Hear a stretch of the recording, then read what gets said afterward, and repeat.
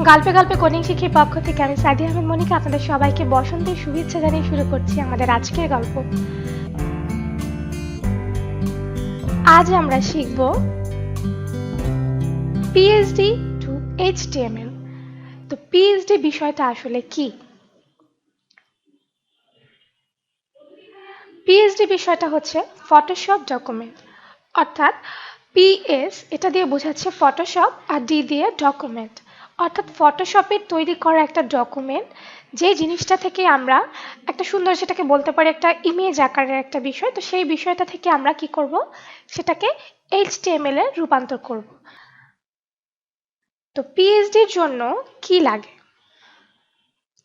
PhD যেহেতু Photoshop document, তাই এর জন্য অবশ্যই আমাদের অ্যাডোব ফটোশপের যে কোনো একটি ভার্সন থাকতে হবে, যার মাধ্যমে সহজেই আমরা পিএইচডি ওপেন করতে পারবো এবং আমরা সেই পিএইচডি থেকে এইচটিএমএল করতে পারবো। আমরা এখন দেখে আসি আসলে পিএইচডিটা কি, অর্থাৎ ফটোশপটা আগে আমরা তাহলে প্রথমে ওপেন করে নেই। তো আমরা ফটোশপে চলে যাই। আমি আমার ডেস্কটপে অ্যাডোব ফটোশপ সিসি এই ভার্সনটা ওপেন করছি।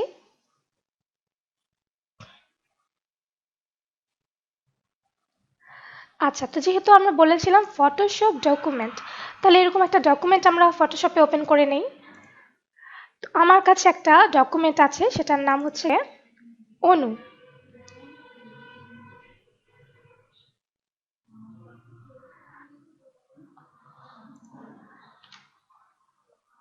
তো এরকম একটা ফটোশপ ডকুমেন্ট আমার কাছে আছে। দেখুন, প্রথমেই ফটোশপ ডকুমেন্টটা যখন আমরা ওপেন করলাম তখন লম্বালম্বি এবং আড়াআড়ি ভাবে কিছু রেখা এসছে। তো এগুলো হচ্ছে গিয়ে গ্রিড। আমরা এগুলো দেখতে চাচ্ছি না, আমরা এগুলোকে সরিয়ে ফেলতে চাচ্ছি। তো সেক্ষেত্রে আমাদের কি করতে হবে, আমরা কিবোর্ডের কন্ট্রোল এইচ এটা প্রেস করলে দেখুন রেখাগুলো চলে গেছে। এখন এই ডকুমেন্টটা খুব ছোট দেখাচ্ছে, আর আমরা ডকুমেন্টটাকে একটু বড় করব। তো সেক্ষেত্রে আমরা কি করব, কন্ট্রোল প্লাস চাপ দিব। দেখুন জিনিসটা আস্তে আস্তে বড় হয়ে আসছে। তো আমরা দেখতে পাচ্ছি এটাই হচ্ছে কি একটা পিএইচডি, ফটোশপের তৈরি করা একটা ডকুমেন্ট। তো এই পিএইচডিটা দেখুন ঠিক দেখতে আমাদের ওয়েবসাইটের মতোই না, কিন্তু এটা কিন্তু কোনো ওয়েবসাইট না, এটা শুধু একটা ইমেজ, অর্থাৎ এটা একটা ডকুমেন্ট আকারে এখানে আছে। তো এই পিএইচডি থেকে কিভাবে হুবহু করে আমরা এইচটিএমএলটা তৈরি করব, তো সেই বিষয়টা যদি আমরা করতে চাই তাহলে আমাদের কি করা লাগবে সেটা একটু জেনে আসি। আচ্ছা, পরবর্তী স্লাইডের বিষয়টা কিভাবে পিএইচডি থেকে এইচটিএমএল করব। তো প্রথমেই যেটা আসে, প্রথমে আমরা পিএইচডি ফাইল ফটোশপে ওপেন করব, যেটা আমরা একটু আগে করে ফেলেছি। এরপরে যেটা আসছে, এরপর আমরা মুভ টুল সিলেক্ট করব, তারপর অটো সিলেক্টে ক্লিক করব আর লেয়ার করে নিব।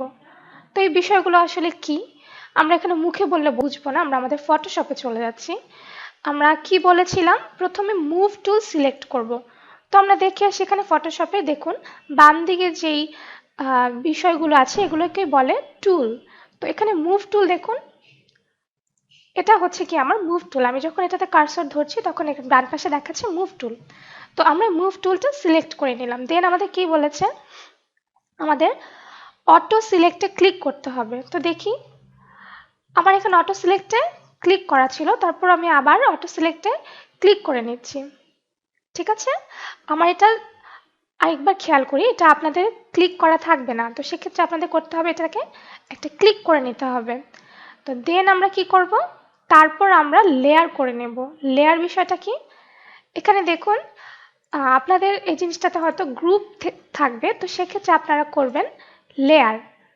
তো মোটামুটি আমরা আমাদের তিনটা কাজ করে ফেললাম, মুভ টুল, অটো সিলেক্ট, দেন লেয়ার। ঠিক আছে, আচ্ছা এরপর কি করব, তো মোটামুটি এখানে কি শেষ?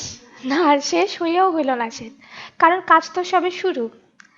আমরা মুভ টু সিলেক্ট করেছি, তারপর আমরা লেয়ার করে নিয়েছি, অটো সিলেক্ট করেছি। এরপর আমরা যে কাজটা করব সেটা হচ্ছে সংগ্রহের পালা। তো কি সংগ্রহ করব, পিএইচডিতে যত ধরনের ইমেজ আছে সেগুলো আমরা আমাদের একটা ফোল্ডারে সেগুলো সংগ্রহ করে রাখবো। তো দেখে আসি বিষয়টা আসলে কি। পিএইচডিতে দেখুন এখানে ইমেজ আছে, আসলে পিএইচডি থেকে তো নেয়ার মতো আমাদের আর কিছু নেই, শুধু এখানের একটা ব্যাকগ্রাউন্ড ইমেজ আছে, তারপর এখানে দেখুন কিছু ছোট ছোট ইমেজ আছে, আর এগুলোই। তো আমরা এই ইমেজগুলো এখান থেকে নিয়ে নেব। তো আমরা প্রথমেই শুরু করি কিভাবে ইমেজ নেব।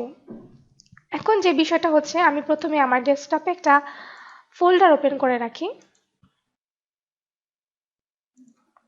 এটার নাম দিয়ে দিই PSD to HTML। আচ্ছা, তো ফোল্ডারে আমরা প্রথমে যে কাজগুলো করতাম, দুটো ফাইল ওপেন করতাম।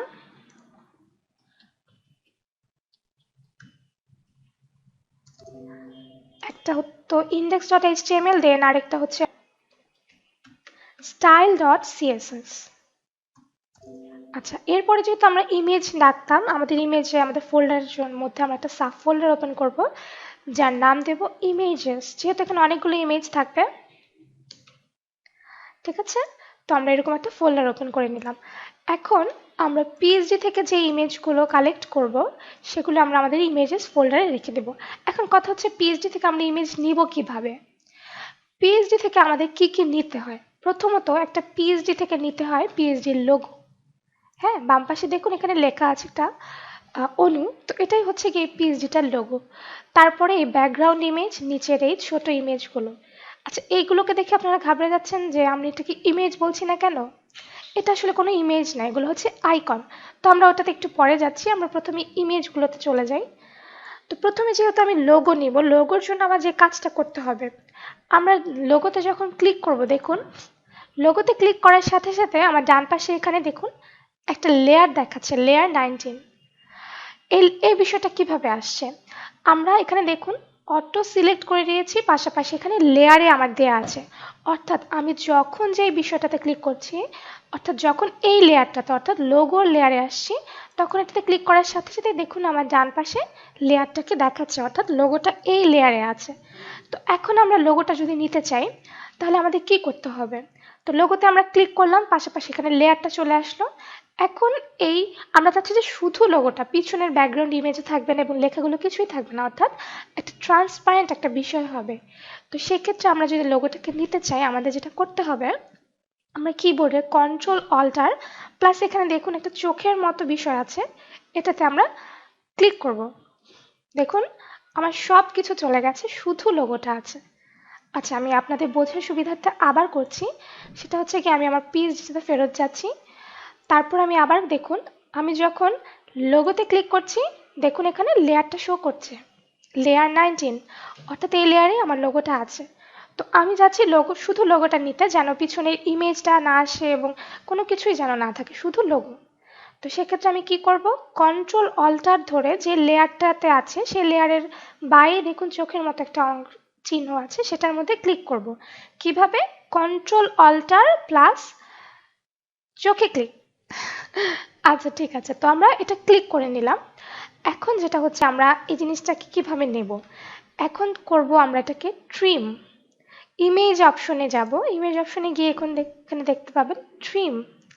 ট্রিমে দেখবেন আপনার এখানে ট্রান্সপারেন্ট পিক্সেলসে ক্লিক করা আছে কিনা এবং টপ, লেফট, বটম, রাইট এই চারটাতে টিক দেওয়া আছে কিনা। যদি এরকম করেই থাকে, তাহলে আপনি জিনিসটাকে ওকে করে দিবেন, ঠিক আছে। আচ্ছা, এরপরে এখন আমরা এটাকে সেভ করব।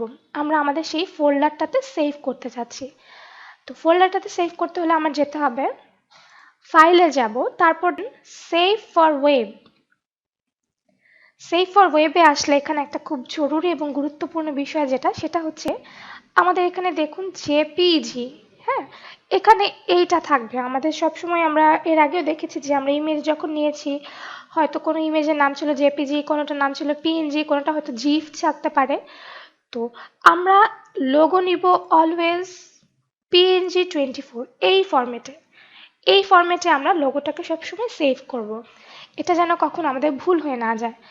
তো আমরা PNG24 নিব, যেন আমাদের লোগোটা সবসময় ট্রান্সপারেন্টভাবে থাকে।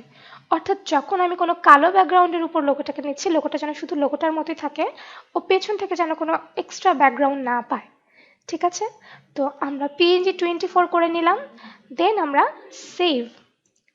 সেভ করব কোথায়, আমি আমার ডেস্কটপে চলে যাচ্ছি, সেই PSD to HTML এর ইমেজেস ফোল্ডারে। এখানে আমি এটা লোগো নাম দিয়ে সেভ করে ফেলি, খুব সহজেই যেন আমরা বুঝতে পারি। তাহলে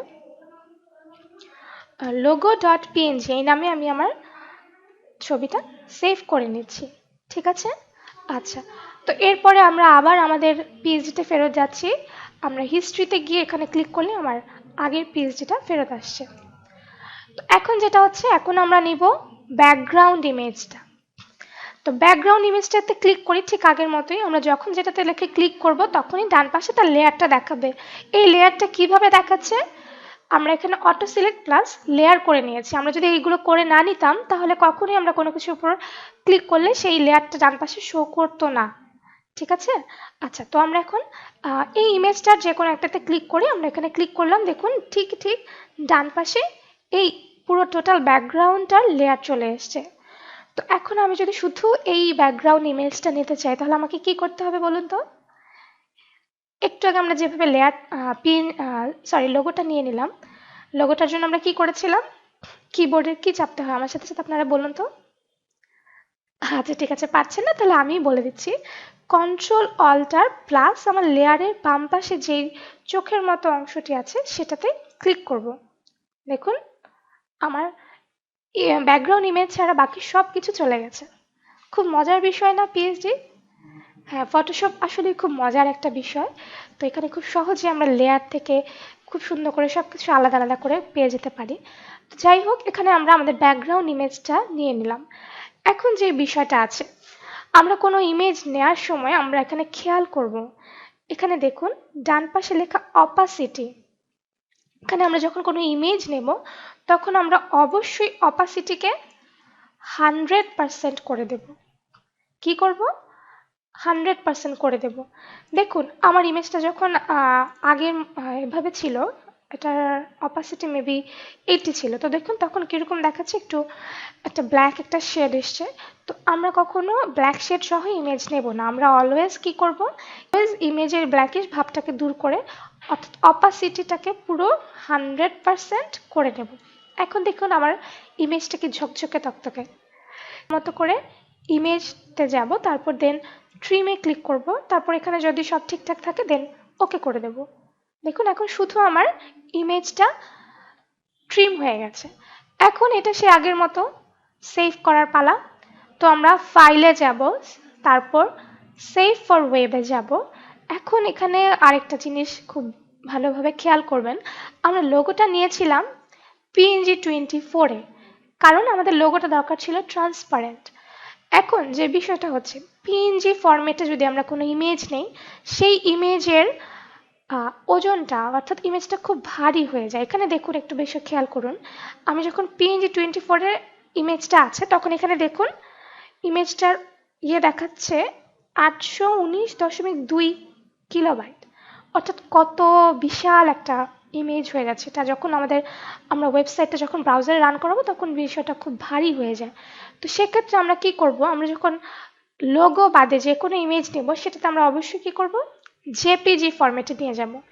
দেখুন আমি জেপিজিতে ক্লিক করার সাথে সাথে এখানে কত হয়ে গেল, 117। পিএনজিতে ছিল যেটা 819, সেটা জেপিজিতে হয়ে গেল 117। ঠিক আছে? তো আমরা এভাবে কি করব, আমরা ব্যাকগ্রাউন্ড ইমেজটা এভাবে সেভ করে নেব। কোন ফরম্যাটে? জেপিজি ফরম্যাটে। তো আমরা এটা সেভ করে নিচ্ছি। ঠিক আমার আগের ফোল্ডারটাতে চলে এসছে, আমরা এটাতে দিয়ে দিই background.jpg। ঠিক আছে? আচ্ছা, তো এবার আমাদের যে বিষয়টা হচ্ছে, আমরা আবার হিস্ট্রি থেকে আমাদের পিএইচডিতে ফেরত আসলাম। আচ্ছা, পিএইচডি থেকে আমাদের কি কি নেওয়া লাগে সেই বিষয়গুলোই আজকে করে রাখি। আইকন, আইকন আমরা কখনো ফটোশপ থেকে নেব না, এটা আমরা ফন্ট ও সাম একটা বিষয় আছে সেখান থেকে যেয়ে নিব। তো সেটাতে আমরা আজকে যাচ্ছি না, আমরা একটু জাস্ট ইমেজগুলো কপি করে নিচ্ছি। তো এখন আবার আমার ইমেজ কপি করার পালা। তো এখানে দেখুন আমরা আবার সেই একটা ইমেজ পেলাম। তো এই ইমেজটাও আমরা এখান থেকে কপি করে নিচ্ছি। তো কি করব, আমরা ইমেজে ক্লিক করব, দেন দেখুন আমার ডান পাশে লেয়ার চলে এসছে। তো আগের মতোই কন্ট্রোল অল্টার, তারপর লেয়ারের বাম পাশের এই চোখের মতো অংশটিতে ক্লিক করব, সব চলে যাবে, শুধু সেই ইমেজটাই থাকবে। এখন এই ইমেজটা নেওয়ার ক্ষেত্রে দেখুন এখানে অপাসিটি আমার 50% আছে। আমরা এর আগে বলেছিলাম যে আমরা কোনো ইমেজ নিতে চাইলে তার অপাসিটিটা আমরা অলওয়েজ 100% করে নেব। তারপর আমরা ইমেজে গিয়ে ট্রিম করব, তারপর সবকিছু ঠিক থাকলে ওকে, দেন ফাইলে গিয়ে সেভ ফর ওয়েব, তারপর এটা জেপিজি ফরম্যাটে নেব, তারপর এটাকে সেভ করে দেব। এটার নাম দিয়ে দিই আমরা, এটা আমাদের একটা নাম দিয়ে দিতে পারি সার্ভিস 1, এরকম নামে একটা নাম দিয়ে সেভ করে ফেললাম। তো খুব দ্রুত আমরা এবার ইমেজ কপি করার বিষয়টা শেষ করে আসি। আমাদের এরপরে আসছে এই ইমেজটা, এটাতে ক্লিক করার সাথে সাথে ডান পাশে লেয়ার চলে আসছে। তো আমরা কি করব, কন্ট্রোল অল্টার চোখে ক্লিক।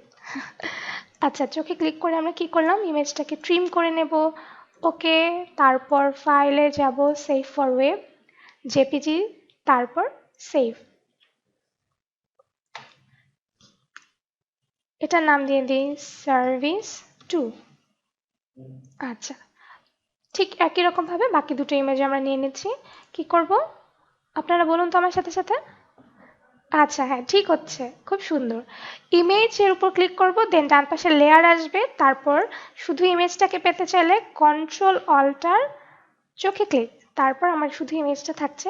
এরপর ইমেজে গিয়ে ট্রিম করব, সব কিছু ঠিক থাকলে ওকে, তারপর ফাইলে গিয়ে save for web, then JPG ফরম্যাটটা যেন ঠিক থাকে, তারপর সেভে গিয়ে জাস্ট আমরা ইমেজটা সুন্দর করে একটা নাম দিয়ে দিচ্ছি।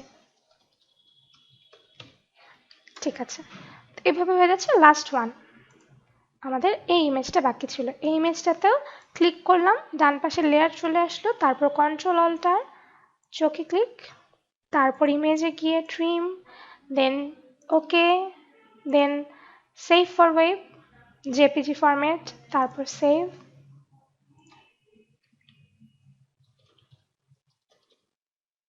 এরকম করে আমরা নাম দিয়ে দিলাম। তো মোটামুটি আমরা আজকে এতটুকুই দেখলাম যে আমাদের পিএইচডি বিষয়টা কি, পিএইচডি থেকে আমরা কিভাবে কোন জিনিসগুলো নেব। পিএইচডি থেকে আমাদের নেয়ার বিষয় থাকে মূলত লোগো, তারপর ছবি, তারপর এখান থেকে আমাদের ফন্ট। আমরা যখন টোটাল পিএইচডি থেকে এইচটিএমএল এ চলে যাব, তখন আমরা যখন ফন্ট লিখব, তো তখন ফন্ট ফ্যামিলিটা আমরা পিএইচডি থেকে জেনে নেব যে এই ফন্টটার ফ্যামিলি কোনটা। তো আজকে আমরা কোডিংয়ে যাচ্ছি না, আমরা আবার রিভিউ দিয়ে নিই। আজকে আমরা প্রথমে মুভ টুলে গেলাম, দেন অটো সিলেক্ট করলাম, দেন লেয়ার করে নিলাম। তারপর কি করব, যে জিনিসটা নিতে চাচ্ছি তার উপরে ক্লিক করলে দেখুন ডান পাশে লেয়ার চলে আসছে। তো আমরা যদি শুধু লোগোটাকে পেতে চাই তখন কি করব, কিবোর্ডের কন্ট্রোল অল্টার, তারপর সেই লেয়ারটার বাম পাশে ক্লিক করব। তারপরে কি করব, তারপরে যাব আমরা ইমেজে গিয়ে ট্রিম করব। ট্রিমে এখানে যেন সব কিছু ঠিক থাকে, তারপর ওকে করব। ওকে করার পর যেটা হচ্ছে, ফাইলে যাব, সেভ ফর ওয়েবে যাব। আর লোগোর ক্ষেত্রে আমরা বলেছি লোগোকে নিব অলওয়েজ PNG24 এই ফরম্যাটে, তারপর সেভ করব। আর আমরা বাকি যে ছবিগুলো আছে সেগুলোকে কি ফরম্যাটে নেব, সেগুলোকে আমরা নেব জেপিজি ফরম্যাটে। মনে আছে সবার? আচ্ছা ঠিক আছে। তো আমরা আমাদের পরবর্তী টিউটোরিয়ালে দেখাবো কিভাবে আমরা এই পিএইচডি থেকে এইচটিএমএল এ রূপান্তর করতে পারবো। তো সে পর্যন্ত সবাই ভালো থাকুন, সুস্থ থাকুন।